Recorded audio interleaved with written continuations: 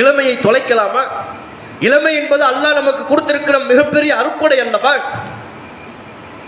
இந்த அருட்கொடை குறித்து அல்லாஹ் மறுமை நாளில் நம்மை விசாரிப்பான் அல்லவா? நபிகள் நாயகம் ஸல்லல்லாஹு அலைஹி வஸல்லம் அவர்கள் சொன்னார்கள், சபஅத்துன் யுதில்லுஹுமுல்லாஹு ஃபீ ظில்லிஹி யௌம லா ظில்ல இல்லா ظில்லஹு.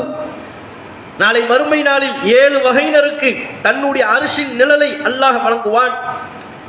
அதில் ஒரு வகையினர் ஷாப்புன் நஷஅ ஃபீ இபாதத்தி ரப்பிஹி, எந்த இளைஞர் தம்முடைய இளமை பருவத்தை வணக்க வழிபாட்டில் கழிக்கின்றாரோ, அல்லாஹ்வுடைய அச்சத்தை முன்னிறுத்தி அல்லாஹ்வை பயந்து பள்ளிவாசல் தொடர்புகளோடு வணக்க வழிபாட்டில் தம்முடைய இளமை பருவத்தை கழிக்கின்றாரோ அவருக்கு அல்லாஹ் மறுமை நாளில் அரிஷ் என்கிற பிரம்மாண்டமான சிம்மாசனத்தின் நிழலை அளிக்கிறான்.